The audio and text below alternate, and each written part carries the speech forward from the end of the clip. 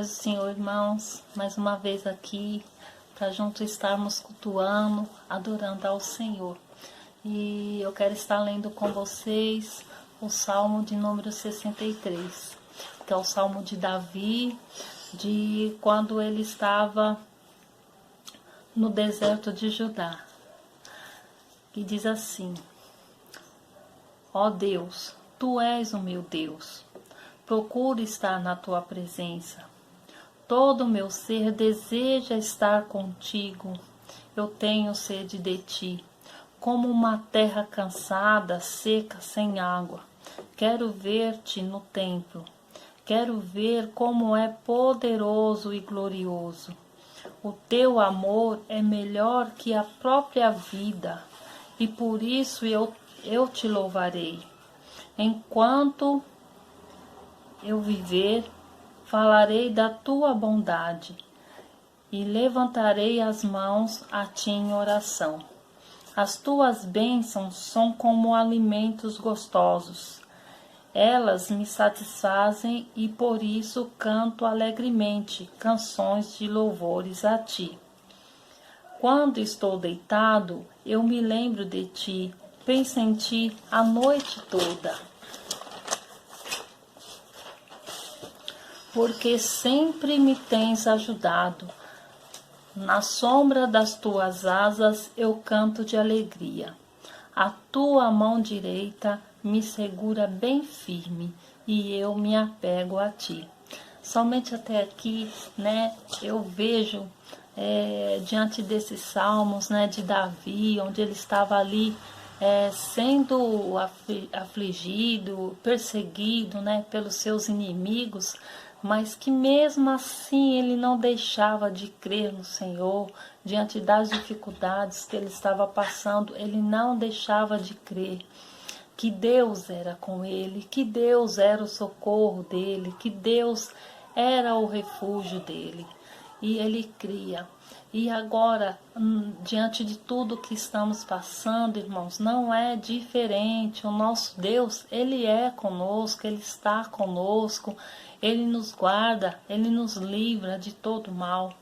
E que mesmo diante, né, dessa epidemia, dessas dificuldades financeiras, né, que nós não deixamos que isso venha abalar a nossa fé, né, a nossa crença, a nossa fidelidade em crer e acreditar que o Senhor é conosco e que o Senhor vai nos livrar de todo mal, e que nesse momento que a gente venha se apegar mais ao Senhor, assim como Davi nas horas de dificuldade ele se grudava, né, se alegrava no Senhor, adorava a Deus, né, ele orava, né, aqui fala que a noite toda ele pensava no Senhor, e que assim venhamos estar nós, irmãos, nós venhamos estar grudado, né, apegado, né, buscando mais intimidades com o Senhor, né, que isso não venha ser motivo para a gente estar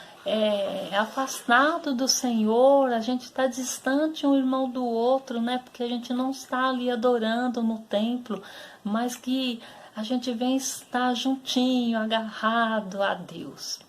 Amém, irmãos? Vamos continuar na nossa fé aí, na nossa perseverança, né? Que Deus é conosco. Amém, irmãos? Que Deus possa, assim, estar hoje tocando em cada um de nós, né? Através do louvor, através do irmão que vai trazer a pregação, né? Através das orações. Irmãos, vamos estar juntos. Amém? Que Deus possa abençoar a cada um de vocês, em nome do Senhor Jesus.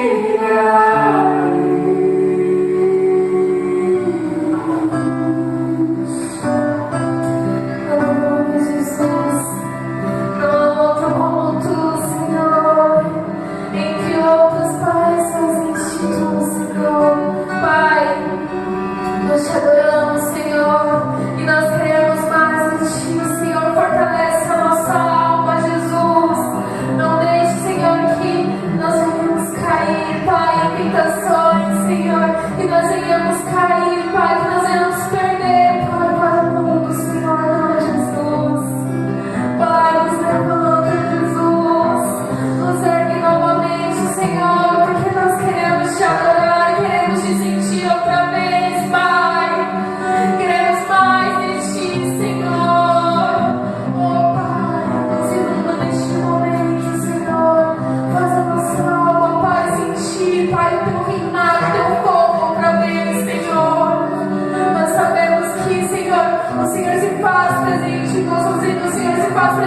neste lugar, Pai. Nos queima, Senhor. Faz, Pai, nosso interior sentir, Pai. Sentir, Pai. Que é o Senhor que controla, Pai, nossas vidas, Senhor. E que mesmo, Pai, que nós não venhamos crer, Pai, é somente Tu, Senhor, é somente Tu, Pai, que vai preencher esse vazio aqui dentro, Pai. Não há nada, nada e nem ninguém, Senhor, que pode fazer isso a você, Senhor, Pai. Então nessa noite, Senhor, preenche as lacunas dos nossos seres, Pai, e nos faz novamente, Pai. Obrigada, Jesus. Amém, Pai.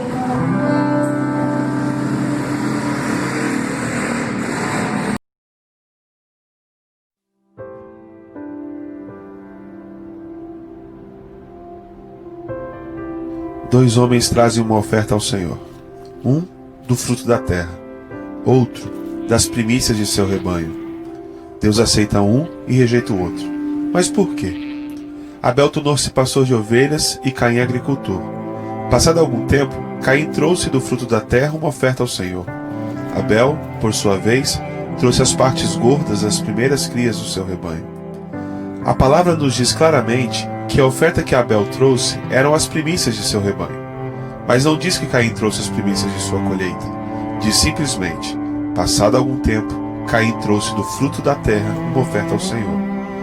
Caim cultivou a terra e com o tempo juntou o suficiente para trazer uma oferta. Era uma oferta nos termos de Caim. Deus aceitou a oferta de Abel porque foram as primeiras crias de seu rebanho. A oferta de Caim foi rejeitada porque não eram as primeiras colheitas. Dar a Deus as primícias requer fé. Quando nasce o primeiro cordeiro de um rebanho, não é possível saber quantos mais cordeiros aquele rebanho irá produzir. Mas Abel deu a primeira cria de seu rebanho por fé, enquanto Caim primeiro se certificou que teria o suficiente antes de ofertar a Deus. Muitos de nós tratam a Deus da mesma maneira que Caim. Nos certificamos que temos dinheiro suficiente para depois ver se existe alguma sobra para dar a Deus. Quando ofertamos das sobras, Deus não pode aceitar nossa oferta, porque não são nossas primícias. Outras histórias enfatizam essa verdade. Quando da queda de Jericó, o Senhor deu instruções muito claras que os israelitas não deveriam reter nenhum dos despojos da guerra. Tudo aquilo era dele, declarou o Senhor. Jericó pertencia ao Senhor porque era a primeira cidade conquistada na terra prometida. Era a primícia. Deus reteve sua bênção de Israel porque um homem tomou dos despojos da guerra para ele. As primícias pertencem a Deus, somente a Deus. Existia muito mais em jogo do que dinheiro quando Abraão ofereceu seu primeiro filho, Isaque. Quando Deus pediu Isaque, Abraão não esperou ter outros 10 filhos antes de ofertar. Abraão deu o primeiro quando Isaque ainda era o único que tinha. Abraão tinha apenas as promessas de mais filhos. Foi preciso fé para Abraão oferecer Isaque. Fé que Deus honrou e abençoou. E Deus fez o mesmo por nós. Ele deu suas primícias na forma de seu filho, seu primeiro e único filho, que foi dado a nós enquanto éramos ainda pecadores. Deus nos deu Jesus em fé de que um dia talvez nós dessemos nossa vida a Ele. O presente de seu filho veio antes mesmo da bênção do arrependimento e da salvação. Devemos dar nossas primícias da mesma maneira. Antes mesmo de ver as bênçãos de Deus, nós damos em fé. Dar as primícias de seus recursos diz o seguinte: Senhor, eu reconheço que o Senhor vem em primeiro lugar. Eu te coloco em primeiro lugar na minha vida, e eu confio que o Senhor cuidará de mim.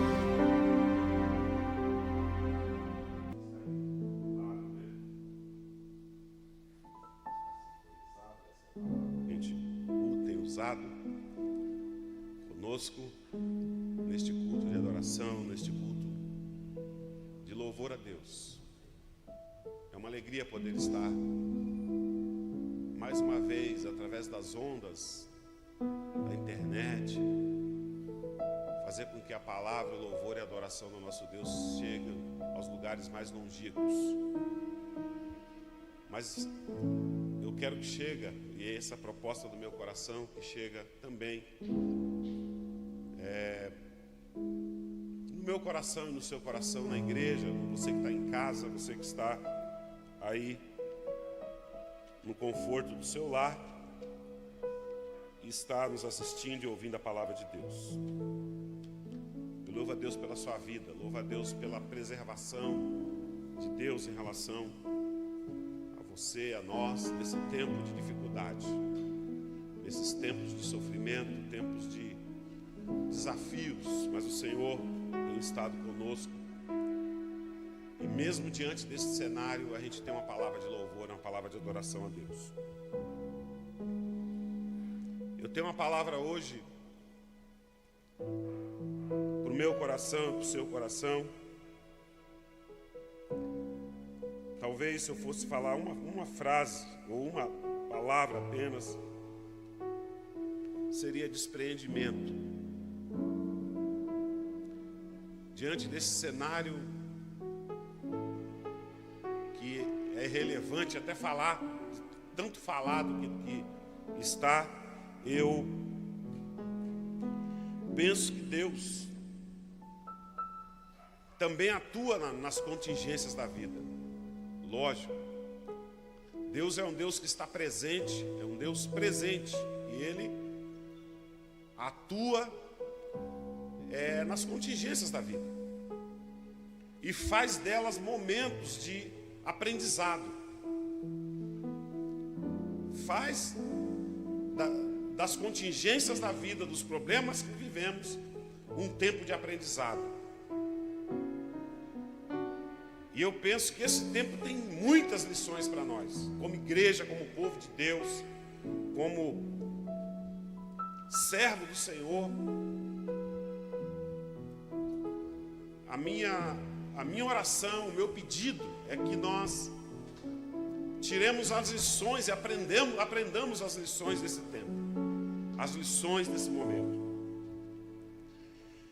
Deus me levou a um texto que está ali no capítulo 22 de Gênesis, uma fala de Abraão, um momento de Abraão. Talvez a leitura desse texto vai elucidar aquilo que Deus colocou no meu coração e trazer rapidamente alguns princípios daquilo que pode nos enriquecer.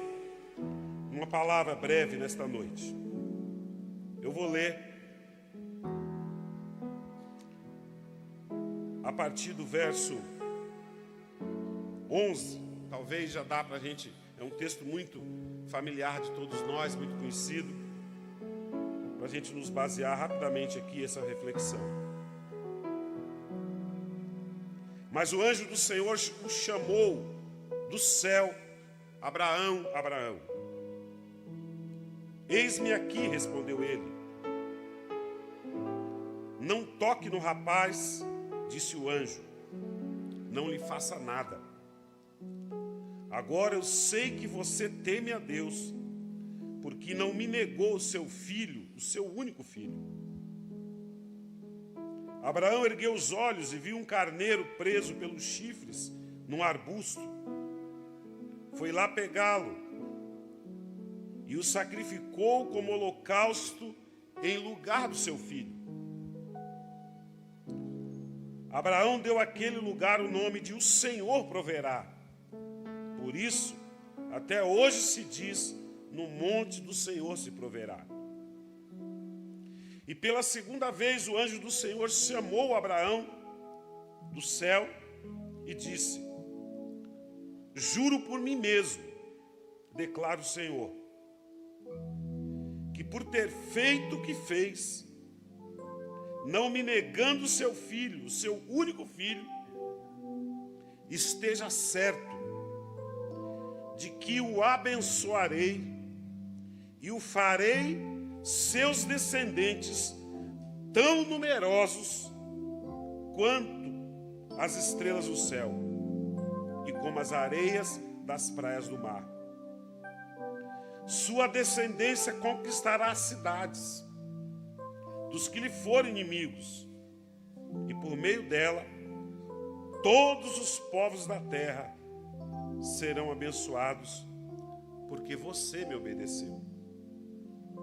Então voltou Abraão aos seus servos e juntos, partiram para Berseba, onde passou a viver. Queridos, é lógico que a gente olha para esse texto tem seu tema principal, obediência. A base dessa fala é a obediência de Abraão em dispor o que tinha de mais precioso para Deus. Mas dentro desse conceito de obediência, eu penso que há, ou até chegar à obediência, a uma disputa na nossa vida. A nossa vida é cheia de valores, a nossa vida nós temos algo que nos apegamos. E muitas vezes nós vivemos apegado a coisas, e essas coisas são coisas até de certa forma valorosas, importantes. Nós nos apegamos a coisas, e essas coisas podem ser até o serviço ao reino. Queridos, a igreja, vamos dizer assim, antes da pandemia, estava aí com a sua instituição toda estabelecida e com todos os seus eventos acontecendo, com todos os seus compromissos agendados acontecendo, mas de uma hora para outra isso tudo muda. Os compromissos mudam, as agendas mudam, os valores mudam, porque o mundo mudou. E nessa mudança provocou o homem a rever valores. E a igreja hoje olha para uma outra janela, né? A igreja hoje, quando eu falo igreja, eu falo eu e você, não estou falando apenas da estrutura, mas falo de uma igreja que olha para uma outra janela. Uma janela de expectativa. Uma janela onde não sabemos, né, onde o futuro me parece um futuro ainda obscuro, que não sabemos exatamente onde é que nós estamos, onde nós iremos, o que irá acontecer. O futuro parece que ficou um pouco embaçado, usando um termo mais próximo nosso. Mas eu quero fazê-los entender e entender também, diante desse conceito, desse texto, o que veio para o meu coração, vou pensar nesse cenário que vivemos e a vida de Abraão. Eu disse que há uma disputa antes da obediência. E eu penso que nós estávamos tão envolvidos como igreja, tão atarefados como igreja, tão compromissados como igreja, mas será que de fato nós chegamos ao nível da obediência? E a fala talvez a frase maior que me faz olhar para esse texto e ver a vida de Abraão, esse momento de sacrifício, é dizer, o que é que disputa com Deus o primeiro lugar da nossa vida? O que de fato, onde é que Deus está? Onde é que Deus realmente está na minha vida? Será que essa pergunta você pode fazer para você? E eu estou fazendo ela para mim quase todos os dias. De fato, onde Deus está? O que é que disputa com Deus a prioridade? O que é que disputa com Deus o primeiro lugar? Porque às vezes nós falamos que obedecemos, nós falamos, mas de fato, aquele lugar da obediência, ainda não chegamos. E é uma disputa. O que de fato está em primeiro lugar? O que tem na nossa vida que disputa com Deus? Às vezes nós falamos que servimos. A Bíblia diz que o próprio Deus nos consome. Porque Deus é prioridade em tudo. E eu penso que vivíamos um tempo onde até falávamos que era, cantávamos que era, mas a nossa vida não, de fato não refletia em atitudes o que de fato Deus, que lugar de fato Deus estava. O que é que disputa o primeiro lugar? Ou o que é que disputa o lugar de Deus na nossa vida? Esse texto é um texto emblemático para falar disso. Porque Abraão, nós conhecemos a história, eu vou me poupar a contar a história de Abraão aqui, mas Abraão teve a fase dele de Ur dos Caldeus, teve a fase da expectativa da promessa, e Abraão teve a fase da realização da promessa, que é o momento onde nasce Isaac, e Isaac cresce, já era jovem, já era moço nesse contexto. Abraão era um homem realizado, era um homem que já tinha uma vida dentro da perspectiva das promessas de Deus. Agora quem daria andamento, quem daria continuidade a tudo era o seu filho. Abraão, de certa forma, tinha cumprido todas as fases da vida. No seu relacionamento com Deus, na proposta que Deus fez a ele, desde a saída de Ur dos Caldeus.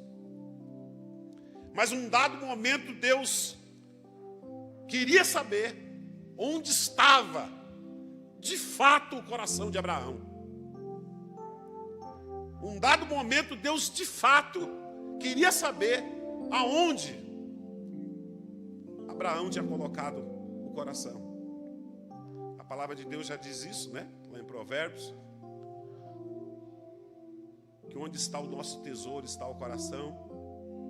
E aí Deus faz uma das propostas aos olhos humanos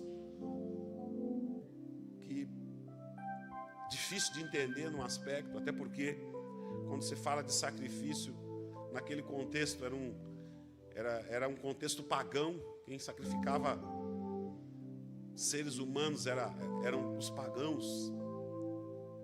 Mas Deus faz uma proposta. Ele queria saber onde estava de fato o coração de Abraão. Isaac era tudo que Abraão tinha. Isaac era o filho da promessa. Isaac era um menino que nasceu num milagre. Tudo que Abraão tinha naquele momento era Isaac. Tudo que ele tinha. Era o tudo para ele. Aí Deus vai lá no tudo, de fato, onde era o tudo para Abraão, e Deus chega lá e pede para ele. Deus queria saber exatamente onde estava o coração de Abraão. Eu quero perguntar para você e para mim nesta noite, onde está o nosso coração? De fato, o que é que disputa com Deus o primeiro lugar da nossa vida? Onde está o meu coração nesse momento? Mesmo diante desse cenário, parece que Deus está chamando, colocando-nos num lugar para dizer: olha, eu estou aqui. O que é prioridade para você? O que é prioridade para você e para mim? Deus chama Abraão e pede o que ele tem de mais precioso. Mas não é um Deus masoquista. Nosso Deus não é um Deus masoquista, tirano, que quer o mal das pessoas. Nosso Deus quer de fato que a nossa adoração, que a nossa vida não seja uma vida apenas de lábios, mas que a nossa vida seja, a nossa adoração, nosso relacionamento seja algo de vida toda, de vida inteira. E Deus olha para Abraão e quer saber onde é que está o coração de Abraão. E essa é a pergunta para mim e para você hoje. Onde é que está o meu coração, de fato? Aí Deus pede de Abraão Isaac. Deus pede Isaac. Às vezes os nossos planos, nossos projetos foram todos mudados, né? Nossa vida, tantas coisas mudaram. Sabe por que Deus faz isso? Porque Deus sabe que tem uma coisa que nós não podemos perder. Tem um livro interessante que todas as vezes que eu penso nesse tema eu lembro dele. Orlando Boyer escreveu um livro bem conhecido, Deus do Impossível. Em uma das falas dele durante o livro, ele fala que a nossa vida com Deus, a gente tem que dar o que não é nosso, para a gente ganhar aquilo que a gente não pode perder. Parece um trocadilho, né? A gente dá o que não é nosso, porque quando a gente dá o que não é nosso, a gente ganha algo que nós não podemos perder. Na verdade, Deus queria o coração de Abraão, porque Deus sabia que o coração de Abraão, estando nele, tudo que Abraão, toda a expectativa de vida de Abraão e da sua descendência, Deus teria o compromisso de fazer acontecer através da vida dele. Lembre disso. Com Deus, nós disponibilizamos, pegando emprestada a fala de Orlando Boyer aqui, nós disponibilizamos e damos aquilo que não é nosso. Isaac não é nosso, não era de Abraão. Isaac era, ainda que filho, mas era precioso para ele. Mas Deus falou, dá o que você tem de melhor, não é seu, eu tenho algo melhor para você. Então a gente disponibiliza aquilo que não é nosso, porque nós somos mordomos apenas da vida. Nós apenas somos mordomos da vida. Porque Deus sabe que quando nós damos o que não, de verdadeiramente não é nosso, Deus tem um compromisso de fazer com que nós ganhamos aquilo que de fato nós não podemos perder. Queridos, Deus tem mais interesse no nosso Isaac do que nós mesmos. Sabe aquilo que disputa primeiro lugar com Deus, com você? Deus tem mais interesse. Deus ama mais o nosso Isaac do que nós mesmos. Porque quando nós nos relacionamos com Deus, Deus tem um propósito no fim, lá, final precioso. Deus tem um compromisso com o nosso Isaac também. O problema é que as coisas da vida disputam primeiro lugar com Deus. Disputa a prioridade, disputa o espaço que tem que ter de Deus na nossa vida. E talvez esse tempo, essa reflexão que eu e você temos que fazer hoje. É hoje. Vidas estão indo. Mas você, meu irmão, eu e você, nós temos a oportunidade de hoje, ainda com fôlego de vida, ainda com saúde, olhar para dentro de nós e abrir mão daquilo que não é nosso, para ganhar aquilo que nós não podemos perder. Diz Orlando Boyer. Queridos, e Deus se compromete com Abraão no final desse texto. É interessante a fala a partir do versículo 15. Pela segunda vez o anjo chamou Abraão do céu, Abraão, e disse: juro por mim mesmo. O texto é taxativo. Declara o Senhor que por ter feito o que você fez, não me negando teu filho, teu único filho, esteja certo que eu te abençoarei e farei seus descendentes tão numerosos como as areias, as estrelas do céu e as areias do mar. Sua descendência conquistará nações, conquistará as cidades dos que forem inimigos, e por meio dela todos os povos da terra serão abençoados. Queridos, Deus quer uma coisa nossa, o nosso coração. Porque onde está Ele, está de fato o nosso tesouro. Esse tempo é um tempo de realinhamento. É um tempo de cura da igreja. É um tempo de cura da igreja. Às vezes fico lá na minha casa, num canto, nos meus devocionais, nas minhas orações, eu falo: Senhor,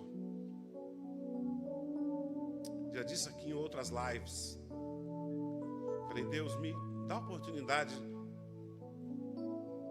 de participar da restauração da tua igreja.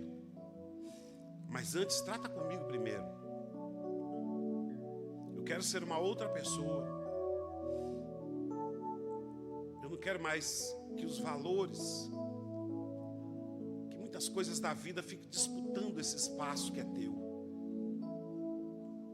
Me coloca, Senhor, o coração. Me faz perceber que tu queres apenas o meu coração. É o que fez com Abraão. Abraão tinha uma preciosidade nas suas mãos, mas provou que o coração dele estava em Deus. Querida igreja, querido irmão que me ouve, você que de alguma forma vai ter acesso a esse material, a essa pregação, esse culto maravilhoso aqui, pense nisso. Jogue fora umas coisas. Jogue fora umas coisas. Coloca Deus no lugar que Ele deve estar. Ele não deve sair de lá. Ainda que você tenha preciosidades na vida. Nós temos temos filhos, temos coisas, temos família. Tudo isso é ótimo. Tudo isso é bênção. Mas tem uma coisa que você não pode perder, querido. Isso são dádivas que Deus dá para nós. Mas tem uma coisa que você não pode perder. O que você não pode perder, talvez a minha palavra hoje seja a vida eterna. A eternidade. A vida com Deus. Tem uma coisa que nós não podemos. Deus sabe disso. Essa vida nós somos mordomos de tudo. Nada é nosso. Tudo passa pelas nossas mãos. Mas um dia isso vai ficar tudo por aí. Tudo pelo caminho. As coisas vão ficar. Os bens vão ficar. As famílias vão ficar. Mas tem uma coisa que você não pode deixar de ter nas suas mãos. É ter a certeza que um dia tudo isso vai passar. Todo choro, todo pranto, tudo isso vai terminar. E um dia nós estaremos eternamente com o Senhor. Essa é a promessa. E para isso, o nosso coração tem que estar no lugar certo. Abra mão. Despreenda. Esteja disponível. Entenda o sinal de Deus. E é diante disso que eu quero encerrar essa reflexão, dizendo, deixar essa frase para a gente pensar. O que é que disputa o primeiro lugar da sua vida? O que é que toma o lugar de Deus na sua vida? Que tem impedido de você ser bênção? Pense nisso. Eu vou orar. Senhor, obrigado, Pai, pelo esse tempo. Obrigado pela sua palavra.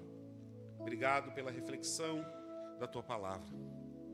Obrigado pelo privilégio de te servir, pelo privilégio de te adorar, pelo privilégio de alguma forma, comunicar a tua palavra, Pai. Ó Deus, aquilo que o teu Santo Espírito tem a fazer, que faça, a partir de mim.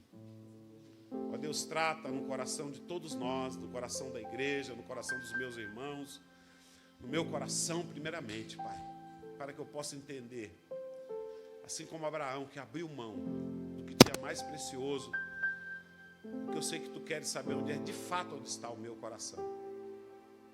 Porque tu tens algo melhor para mim. Tu tens algo melhor para todos nós. Pai, obrigado por esse privilégio. Obrigado pela alegria de poder estar junto com os irmãos aqui, de poder comunicar a verdade da tua palavra nos corações. Eu te louvo e te agradeço no nome de Jesus. Guarde isso, querido. Coloque no teu coração. Guarde lá no fundo. Deus quer saber onde está o teu coração. Verdadeiramente. E a partir daí é com Ele. Saiba disso, como foi com Abraão. Deus te abençoe. Em nome de Jesus. Amém. Amém, amados irmãos. Que bom que você cultuou mais um dia, ouviu a palavra do Senhor. e que você possa estar firme, confiante que Deus é por nós. E se Deus é por nós, nada poderá ser contra nós. Nós não tememos a um vírus, nós não tememos nada, porque nada pode nos separar do amor de Deus. E que o grande amor de Deus, a comunhão e as consolações do Santo Espírito e a graça do nosso Senhor e Salvador, Jesus Cristo, esteja com todos, desde agora e para todos sempre. Amém. Deus abençoe.